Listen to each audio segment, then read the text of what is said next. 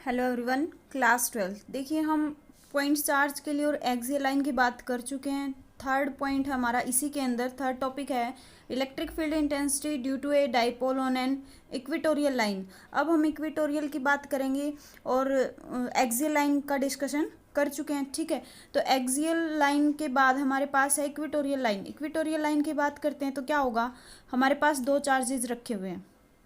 ठीक है, एक हमारे पास ए पॉइंट पे माइनस क्यू चार्ज है और बी पॉइंट के ऊपर प्लस क्यू चार्ज है। ठीक है, दो चार्ज रखे गए हैं। हमें ये पता है ए से बी तक के बीच का डिस्टेंस कितना होगा, 2L होगा। ठीक है, हमने कोई पॉइंट मान लिया बीच में, क्या है हमारा ओरिजिन है O। ठीक है, और इक्वेटोरियल लाइन का मतलब ही क्या होता है कि यहाँ से कोई परपेंडिकुलर ड्रॉ करते हैं हम। ये मान लो हमने क्या कर लिया, परपेंडिकुलर ड्रॉ कर लिया, ये पॉइंट P है। ठीक है, अब इस पॉइंट P के लिए हम क्या निकालेंगे, इलेक्ट्रिक फील्ड इंटेंसिटी निकालेंगे। वही क्या होता है हमारा इक्वेटोरियल लाइन, यानी कि a line perpendicular to the centre of dipole. Perpendicular line है ये हमारे पास, centre of dipole is known as equatorial line, यानी कि ये हमारा सेंटर है डाइपोल का। ए और बी का सेंटर क्या है, O है। यहाँ से हमने क्या किया, परपेंडिकुलर ड्रॉ कर लिया, ये पॉइंट P। अब इस पॉइंट के लिए क्या निकालेंगे, इलेक्ट्रिक फील्ड इंटेंसिटी निकालेंगे। ठीक है, यहाँ से हमने क्या कर लिया, दोनों को मिला लिया। ठीक है, अब यहाँ से मान लो अगर ये कंप्लीट 2L है तो A से O तक का डिस्टेंस क्या होगा, L होगा। यानी कि ये कितना डिस्टेंस हमारे पास, L, और O सेंटर है इसलिए O से B तक के बीच का डिस्टेंस भी कितना होगा, L होगा। ठीक है, अब हमने ये मान लिया O सेंटर से P हमने परपेंडिकुलर कोई लाइन ड्रॉ की है तो उसका डिस्टेंस हमने R मान लिया। ये कितना डिस्टेंस है O से P तक का, R है हमारे पास। ठीक है, अब क्या देखते हैं हम, यहाँ पे हमारा P पॉइंट पे कोई टेस्ट चार्ज रखा है Q0। ठीक है, तो ये जो टेस्ट चार्ज होता है ये कितना होता है हमारे पास, +1 होता है। तो इस माइनस को क्या करेगा, ये प्लस जो टेस्ट चार्ज है +1 की वैल्यू जो है इस माइनस Q को क्या करेगी, माइनस क्यू, यहाँ पे माइनस चार्ज है, यहाँ पे प्लस है, तो माइनस और प्लस को क्या करेगा, अपनी तरफ अट्रैक्ट करेगा। यानी कि जो इलेक्ट्रिक फील्ड की हमारी डायरेक्शन होगी वो किधर होगी, इस साइड होगी। इसको हम मान लेते हैं ये इलेक्ट्रिक फील्ड की डायरेक्शन E1 है हमारी। ठीक है, और जहाँ ये क्या है हमारे पास प्लस क्यू चार्ज है और ये टेस्ट चार्ज है, तो जो प्लस क्यू चार्ज है ये ज़्यादा है किससे, टेस्ट चार्ज से, इसलिए प्लस क्यू चार्ज इसको क्या करेगा, रिपेल करेगा। तो इसकी डायरेक्शन कहाँ हो जाएगी, ये हो जाएगी इसकी डायरेक्शन। ये हमारे पास क्या है, E2 है। ठीक है, डायरेक्शन आगे समझ में, यानी कि जो ये टेस्ट चार्ज है ये -Q क्या करेगा, इस टेस्ट चार्ज को अट्रैक्ट करेगा, तो ये इलेक्ट्रिक फील्ड की डायरेक्शन इधर होगी। ये +Q चार्ज हमारा ग्रेटर है किससे, टेस्ट चार्ज से, तो इसको ये क्या करेगा, रिपेल करेगा। तो इलेक्ट्रिक फील्ड जो E2 हमारी उसकी डायरेक्शन इधर होगी। ठीक है, अब क्या करते हैं आगे हम, क्या है हमारे पास, मान लो AP निकालना है हमें। ठीक है, AP की वैल्यू निकालनी है तो पाइथागोरस थ्योरम क्या कहती है, यहाँ पे ये क्या है, बेस है, इसकी लेंथ L है, ये क्या है, परपेंडिकुलर है, इसकी लेंथ R है। तो हम पाइथागोरस थ्योरम से निकाल सकते हैं AP की वैल्यू, निकाल सकते हैं कि नहीं निकाल सकते, कैसे निकालेंगे पाइथागोरस थ्योरम से, देखिए क्या होगा, hypotenuse square equal base square plus perpendicular square, यही हमारे पास पाइथागोरस थ्योरम। तो ये हमने निकालना है, हाइपोटेन्यूज स्क्वायर निकालना है, बेस कितना दे रखा है, L है, प्लस परपेंडिकुलर कितना है, R है, R स्क्वायर। तो हाइपोटेन्यूज कितना निकल के आ जाएगा, यहाँ इधर स्क्वायर है तो इधर आके क्या हो जाएगा, √, यानी कि L square plus R square. AP निकल के आ गया ये हमारे पास, इसको हम बोल सकते हैं AP। ठीक है, तो AP की वैल्यू कितनी है, L square plus R square. ठीक है, ये वाली डिस्टेंस और ये वाली डिस्टेंस सेम है और डाइपोल के अंदर चार्जेस तो वैसे ही सेम होते हैं। ठीक है, तो यहाँ से हमारी ये वाली BP की डिस्टेंस भी सेम निकल के आएगी, क्योंकि ये OP कितना है, R है, और OB L है। तो यहाँ पे भी हम पाइथागोरस थ्योरम लगाते हैं तो हमारे पास सेम वैल्यू निकल के आती है, कितनी, L square plus R square. ठीक है, इतनी बात क्लियर है। अब हम बात करेंगे किसकी, जो इलेक्ट्रिक फील्ड है उसकी बात करते हैं, क्या होगा। अब हम यहाँ से इलेक्ट्रिक फील्ड की डायरेक्शन देखना चाहते हैं। अगर मान लो इलेक्ट्रिक फील्ड की टोटल जो इलेक्ट्रिक फील्ड होगा हमारी उसकी डायरेक्शन देखते हैं। मान लो तो क्या होता है, अगर इलेक्ट्रिक फील्ड E1 इधर है, इलेक्ट्रिक फील्ड E2 इधर है, तो हम क्या देखते हैं, ये देखते हैं कौन सा ग्रेटर होता है, उसमें से उसको माइनस कर देते हैं। अगर अपोजिट में है तो हमारे पास डायरेक्शन, यानी कि मान लो E2 ग्रेटर है, यहाँ पे E2 ग्रेटर है E1 से, तो क्या हो जाता है E2 माइनस E1 हो जाता। ठीक है, अगर मान लो इधर E1 है और इसी डायरेक्शन में E2 है, अगर सेम डायरेक्शन होती तो हम उसको क्या कर देते, ऐड कर देते, यानी कि E1 प्लस E2 इसकी डायरेक्शन हो जाती कोई इसी डायरेक्शन में, है ना। तो अब हमारे पास क्या है, E1 ये है और E2 ये है, तो हम यहाँ से डायरेक्शन नहीं निकाल सकते, तो ये वेक्टर क्वांटिटी हम यहाँ से क्या करेंगे, रिजोल्व करेंगे कंपोनेंट को, यानी कि डायरेक्शन की फील्ड, ये डायरेक्शन की जो होगी, इलेक्ट्रिक फील्ड की जो डायरेक्शन होगी वो किधर होगी, ER, यानी कि रिजल्टेंट जो इलेक्ट्रिक फील्ड आएगा वो यहाँ से आएगा, दोनों के बीच से। हमने क्या किया, दोनों कंपोनेंट को रिजोल्व कर लिया। तो रिजोल्व कैसे करते हैं, मान लो हमारे पास ये थीटा एंगल है, ये भी थीटा एंगल है, ठीक है। अगर ये थीटा एंगल है तो ये वाला भी क्या होगा, थीटा होगा। कैसे होगा, अल्टरनेट इंटीरियर एंगल से, यानी कि ये थीटा तो ये भी थीटा, ठीक है। अब यहाँ से क्या देखते हैं हम, ये मान लो अगर थीटा है तो रिजोल्व तो कंपोनेंट करने आते ही हमें क्या, वर्टिकल जो डायरेक्शन होती है हमारी, ये देखिए यहाँ पे जो वर्टिकल डायरेक्शन होती है उसको तो हम किस में लेते हैं, साइन थीटा में, ठीक है। और हॉरिजॉन्टल को किस में लेते हैं, कोस थीटा में। ज़्यादातर यही कंडीशन होती है, लेकिन कोस थीटा हम उसी डायरेक्शन में लेते हैं जिस डायरेक्शन में, जिसके साथ हमारा क्या होता है, थीटा एंगल लगा होता है, ठीक है। जिस डायरेक्शन में हमारा थीटा एंगल है उसको हम कोस लेते हैं, और नहीं है उसको हम साइन थीटा लेते हैं, ठीक है। तो यहाँ पे हमारे पास ER जो रिजल्टेंट वेक्टर है उसके साथ क्या है, थीटा एंगल है, तो ये वाले जो कंपोनेंट होगा वो क्या होगा, E1 कोस थीटा, ठीक है। और दूसरा कंपोनेंट क्या होगा हमारा, जिसके साथ थीटा एंगल नहीं है, तो वो क्या होता है, साइन, यानी कि E1 साइन थीटा, ये वाली डायरेक्शन, ठीक है। क्लियर है E1 की बात। अब देखते हैं E2 को कैसे रिजोल्व करेंगे। एक कंपोनेंट तो यही है हमारे पास, क्योंकि यहाँ थीटा बनता है, ये वाला एंगल क्या बनता है हमारा, थीटा बनता है। किसके साथ, ये वाला अगर थीटा है तो ये भी क्या होगा, थीटा होगा। कौन सा एंगल हो गया, कोरस्पॉन्डिंग एंगल होगा, हो गया ये वाला। अगर ये थीटा है तो ये भी थीटा है, कौन सा एंगल है, ये कोरस्पॉन्डिंग एंगल, ठीक है। तो यहाँ से क्या किया हमने, एक तो ये ही हो गया हमारे पास E2 कोस थीटा, क्योंकि थीटा एंगल इसके साथ है, तो यहाँ से हम बना सकते हैं क्या, E2 कोस थीटा हो गया। अब यहाँ से अगर ये E2 कोस थीटा है तो ये वाला जिसके साथ थीटा एंगल नहीं है उसको हम किस में लेते हैं, साइन में, तो ये कितना हो जाएगा, E2 साइन थीटा, ठीक है। डायग्राम समझना और कुछ भी नहीं है इस डेरिवेशन के अंदर, कुछ भी, सिर्फ हमें डायग्राम आना चाहिए, ठीक है। इतनी बात क्लियर है। देखिए क्या किया हमने, सबसे पहले पॉइंट लिया A और B, यहाँ पे माइनस Q चार्ज है, यहाँ प्लस Q चार्ज है। यहाँ से हम क्या निकालना चाह रहे हैं, इक्वेटोरियल लाइन के लिए, तो इक्वेटोरियल लाइन के लिए हमने क्या किया, O ओरिजिन दे दिया, बीच में A और B के बीच का पॉइंट है हमारे पास, सेंटर पॉइंट O। वहाँ से क्या किया हमने, परपेंडिकुलर ड्रॉ कर लिया। उस परपेंडिकुलर जो ड्रॉ किया उस पॉइंट को हमने नाम दे दिया P से, और वहीं पे हमारा क्या रखा है, टेस्ट चार्ज रखा है, जहाँ से हमने इक्वेटोरियल लाइन के लिए electric field intensity find out करनी है, ठीक है। तो हम क्या देखते हैं यहाँ से, अगर ये AB टोटल 2L है तो O सेंटर लिया था, हाफ ये हो जाएगा, हाफ ये हो जाएगा, ठीक है। और इसको हमने O से P तक की डिस्टेंस मान ली हमने क्या, R। तो यहाँ से हम क्या निकाल सकते हैं, हॉरिजॉन्टल का, ये पाइथागोरस थ्योरम से हॉरिजॉन्टल जो लाइन है हमारी ये आ जाएगी, हॉरिजॉन्टल वैल्यू क्या आएगी, √L² प्लस R²। सेम ऐसे ही अगर चार्जेस सेम है, डिस्टेंसेज सेम है, तो यहाँ से भी हाइपोटेन्यूज की वैल्यू क्या आएगी, L² प्लस R², ठीक है। यहाँ से अब हम E1 और डायरेक्शन में है तो क्या करेंगे, यहाँ से E रिजल्टेंट यानी कि इलेक्ट्रिक फील्ड रिजल्टेंट डायरेक्शन यहाँ बीच से होगी। ये वेक्टर क्वांटिटी है, इसलिए हमने इनको क्या कर लिया, कंपोनेंट को रिजोल्व कर लिया कॉस थीटा में और साइन थीटा में। तो हमने क्या देखा, यहाँ ये थीटा एंगल है, यहाँ ये थीटा एंगल हो जाएगा, अल्टरनेट इंटीरियर एंगल है, ठीक है। यहाँ अगर थीटा है तो थीटा वाला क्या होता है हमारे पास, cos theta, even cos theta ले देंगे। और ये दूसरा कंपोनेंट यहाँ से सेम ऐसे ही E2 की डायरेक्शन जब निकालते हैं तो ये अगर थीटा एंगल है तो ये भी थीटा हो जाएगा।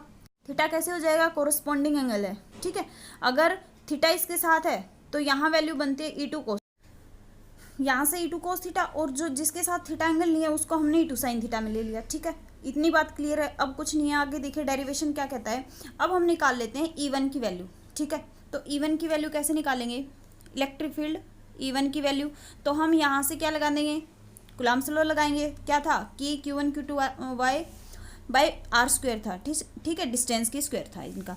तो हम यहाँ से 1/4πε0 भी लिख सकते हैं। के क्यू है, ये तो टेस्ट चार्ज है, यहाँ से हमने क्या ले लिया Q, divide by electric field क्या था, के क्यू बाई आर स्क्वायर ही तो था। तो यहाँ से हमने के क्यू बाई आर स्क्वायर जो डिस्टेंस है ए पी के बीच की डिस्टेंस वो लिखेंगे कितनी है, √r² प्लस l²। और अब इसकी जो इलेक्ट्रिक फील्ड की डायरेक्शन है वो लिखना बहुत कंपलसरी है। तो वो क्या आएगी हमारी E1 की डायरेक्शन किधर से किधर है, अलोंग PA। क्या है डायरेक्शन, अलोंग PA। इतनी बात क्लियर है। अब यहाँ से इसको हमने इक्वेशन 1 नाम दे दिया। अब यहाँ से क्या है, अगर E2 देखना चाहते हैं, E2 कितना आएगा, ये वाली है डिस्टेंस E2, तो इसको भी ऐसे ही लिखेंगे सेम, क्या, के क्यू बाई डिस्टेंस कितनी है, r² प्लस l², ठीक है, के Q by √r² plus l² है। और इसकी डायरेक्शन किस साइड है, अलोंग B से P, यही तो दिखा रहे हैं डायरेक्शन, B से P, अलोंग BP। इसको इक्वेशन 2 नाम दे दिया, ठीक है। अब एक बात देखते हैं हम, क्या देखते हैं कि जो ये वाले कंपोनेंट है E1 साइन थीटा और ये वाला कंपोनेंट है E2 साइन थीटा, ठीक है। यहाँ से हमारा E1 और E2 सेम है। क्यों सेम है, क्योंकि चार्जेस सेम है और जो इनके बीच का डिस्टेंस है वो भी सेम है। अगर ये दोनों सेम है तो E1 और E2 क्या होंगे, सेम होंगे। अगर E1 और E2 सेम हैं तो साइन थीटा सेम एंगल है, साइन साइन, और डायरेक्शन कैसी है इनकी, अपोजिट है। एक ऊपर की तरफ जा रहा है, एक नीचे की तरफ, दोनों की डायरेक्शन क्या है, अपोजिट है। अपोजिट हैं और E1 और E2 सेम है तो क्या हो जाएंगे, आपस में कैंसिल आउट हो जाएंगे। होंगे कि नहीं होंगे, क्लियर है इतनी बात। जो E1 साइन थीटा और E2 साइन थीटा वो आपस में कैंसिल हो जाएंगे। क्या बचेगा हमारे पास, E1 कोस थीटा और E2 कोस थीटा, क्योंकि ये एक ही डायरेक्शन में, इसलिए क्या हो जाएंगे, दोनों ऐड हो जाएंगे। क्लियर है इतनी बात। यानी कि जो E1 है, E1 and E2 resolve to component, हमने क्या कर लिया, 2 कंपोनेंट में डिवाइड कर लिया इनको, 2 कंपोनेंट्स। क्या होगा, वर्टिकल कंपोनेंट। वर्टिकल कंपोनेंट कौन से हैं, ये वाले E1 साइन थीटा और E2 साइन थीटा। तो क्या हो जाएगा, वर्टिकल कंपोनेंट दैट इज कौन कौन से हैं, E1 साइन थीटा है एंड E2 साइन थीटा है, are cancel out, are cancel out. क्यों, क्योंकि दोनों क्या है, अपोजिट डायरेक्शन में है, इसलिए क्या हो जाएंगे, कैंसिल हो जाएंगे। तो हम यहाँ से क्या निकाल सकते हैं, नेट इलेक्ट्रिक फील्ड इंटेंसिटी अगर निकालेंगे तो नेट कितना आ जाएगा, E इक्वल, एक है हमारे पास E1 कोस थीटा, दूसरा है E2 साइन थीटा, दोनों नहीं, E1 कोस थीटा और E2 कोस थीटा ही है, सॉरी। तो दोनों अगर सेम डायरेक्शन में हैं तो क्या हो जाएंगे, ऐड हो जाएंगे, ठीक है। यही वाले, ये E1 कोस थीटा, ये E2 कोस थीटा, दोनों एक डायरेक्शन में तो क्या हो गए, ऐड हो गए हमारे पास, ठीक है। यहाँ से क्या हो जाएगा, E equal E1 cos theta plus E2 cos theta. अगर हमारे पास E1 और E2 क्या है, हमने माना था सेम है, अगर यहाँ पे E2 की जगह अगर हम E1 ही रखते हैं तो क्या हो जाएगा, 2E1 कोस थीटा, ये वैल्यू आएगी हमारे पास। अगर E1 E2 सेम है तो डबल हो जाएगा E1 कोस थीटा का, ठीक है। ये वैल्यू आ गई हमारे पास। यहाँ से हम E1 की वैल्यू पुट कर सकते हैं। तो E1 की वैल्यू क्या है हमारे पास, 2 इंटू E1 की वैल्यू ये रही, के Q by √r² plus l², के Q by √r² plus l², ये है। और इसकी डायरेक्शन किस साइड आएगी, डबल किया हमने, यानी कि दोनों को ऐड किया है, तो इसकी डायरेक्शन यहाँ से देखिए, दोनों की डायरेक्शन किस साइड है, P से R की तरफ है, इसको हमने R मान लिया यहाँ पे। तो किस साइड है, E की डायरेक्शन P से R की तरफ, तो क्या लिखेंगे, अलोंग PR, आगे इसकी डायरेक्शन अलोंग PR, ठीक है। अब देखिए हमारे पास और तो यहाँ पे क्या चल रहा था, कोस थीटा भी है, ठीक है। अब यहाँ से हमारे पास और वैल्यूज आ गई, सिर्फ कोस थीटा अलग है। इस कोस थीटा की वैल्यू निकाल सकते हैं हम, कहाँ से निकालेंगे, ट्रायंगल ले लेते हैं, चाहे तो AOP ले लो, चाहे फिर क्या ले लो, BOP ले लो, दोनों से ही किसकी निकल जाएगी वैल्यू, हमारे पास कोस थीटा। कोस थीटा की वैल्यू यहाँ से कैसे निकलेगी, नेक्स्ट पेज पे करेंगे, लेकिन एक बार समझ लेते हैं। कोस थीटा की वैल्यू यहाँ से कौन से एंगल से, ट्रायंगल AOP से। देखते हैं कोस थीटा क्या होता है, बेस बाई हाइपोटेन्यूज, यही वैल्यू होती है। तो हमारे पास बेस क्या है, L है, हाइपोटेन्यूज कितना है, √L² प्लस r², कोस थीटा की वैल्यू आ जाएगी वहाँ से। तो क्या होगा देखिए, in right angle triangle AOP, AOP में देखेंगे तो कोस थीटा हमने देखा है क्या था, cos theta equal base by hypotenuse होता है। तो बेस हमारा कितना था, एल था, divide by L square plus R square. ये किसकी वैल्यू आ गई, कोस थीटा की वैल्यू आ गई। अब हम ये कोस थीटा की वैल्यू उस इक्वेशन में पुट कर देते हैं। तो क्या था हमारे पास, E equal 2k³ by r square plus L square, ये वैल्यू आई थी हमारी। यहाँ पे देखिए ये वैल्यू जो k³ by √r² plus L square है, तो इसकी स्क्वायर होती है, यानी कि नीचे डिवाइड में क्या होता है, आर स्क्वायर होता है, तो इसकी स्क्वायर है। ठीक है, अब यहाँ से अगर हम इसमें वैल्यू रखते हैं k³ by √r² plus L square whole square करते हैं यहाँ पे आर स्क्वायर, तो इस √ से ये स्क्वायर कैंसिल हो जाता है। तो हमारी वैल्यू क्या निकल के आती है, 2 into k³ cos theta by R square plus L square. यहाँ से हम अपनी cos थीटा की वैल्यू पुट कर देंगे, जो क्या निकल के आई है, एल बाई √ यहाँ से एल बाई √एल स्क्वायर प्लस आर स्क्वायर। ठीक है, ये वैल्यू रखते हैं, देखिए क्या आएगा, इंटू एल बाई √एल स्क्वायर प्लस आर स्क्वायर, ये वैल्यू आ गई हमारे पास। ठीक है, अब ये पावर 1 है, ये 1/2 है, तो 1 + 1/2 क्या होगा, 2 LCM, यहाँ से 2 + 1 यानी कि 3/2 हो जाएगा। ठीक है, तो ई की वैल्यू क्या आ गई, k इंटू 2q, इसको एक साथ लिख लेते हैं, 2q इंटू एल क्यों लिखते हैं, ये कुछ को तो समझ में आ गया होगा, बाकी अभी बता देते हैं। R square plus L square power कितनी हो जाएगी, 3/2 हो जाएगी। ऐसा हमने क्यों लिखा, क्योंकि p इक्वल होता है क्या, 2q इंटू एल, हमारे पास p की वैल्यू आई है ये। ठीक है, ये हमने पहले कर चुके हैं, हम याद होगा। तो 2q इंटू एल की जगह क्या लिखेंगे, p लिखेंगे, और नीचे क्या है, R square plus L square 3/2, और ये डायरेक्शन क्या थी हमारी, अलोंग क्या थी बताओ, PR। ठीक है, अब हम यहाँ पे ये हमारी क्या निकल चुकी है, इलेक्ट्रिक फील्ड निकल चुकी है इक्वेटोरियल लाइन के लिए। अब हमारे पास कुछ स्पेशल केस हैं। क्या स्पेशल केस है, क्या है स्पेशल केस, मान लो हमारे पास क्या है, शॉर्ट डाइपोल है, यानी कि फॉर शॉर्ट डाइपोल।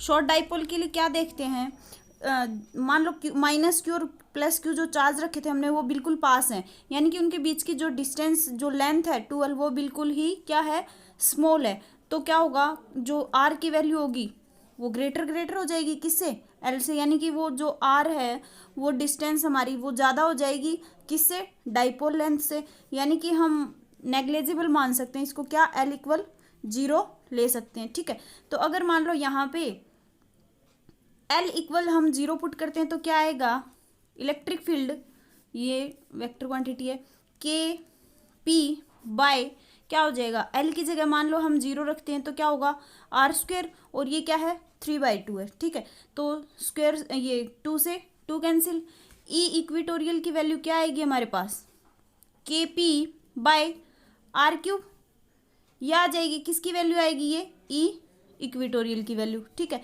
और एक्सियल की वैल्यू हम निकाल चुके हैं, अगर याद हो तो जो एक्सियल की वैल्यू हमारी आई थी वो क्या आई थी, 2kp बाय r³ थी। ठीक है, और इक्वेटोरियल की क्या ही है, kp बाय r³। तो क्या हो जाएगा, यहाँ से हम क्या बोल सकते हैं, जो इक्वेटोरियल की वैल्यू है और जो एक्सियल की वैल्यू है वो क्या है, एक्सियल की वैल्यू हमारी डबल है, किससे, ई इक्वेटोरियल से। तो क्या लिख सकते हैं, ई एक्सियल = 2 इंटू ई इक्वेटोरियल। ये रिलेशन आ गया हमारे पास एक्सियल और इक्वेटोरियल के अंदर, क्या, ई एक्सियल इक्वल क्या हो जाएगा, 2 इंटू ई इक्वेटोरियल। और जो लास्ट रिजल्ट है या याद करने, इनके बेस अगर कोई न्यूमेरिकल पूछा जाता तो हम डायरेक्ट वैल्यू पुट कर सकते हैं, एक्सियल की भी और इक्वेटोरियल दोनों इलेक्ट्रिक फील्ड हम निकाल सकते हैं यहाँ से। तो हमारे पास ये डेरिवेशन था इक्वेटोरियल लाइन के लिए, और इसको अच्छे से समझ लेना, सिर्फ डायग्राम समझना, अगर ना समझ आए तो दोबारा वीडियो जाके देखें और डायग्राम को अच्छे से समझ लें। ठीक है, थैंक यू।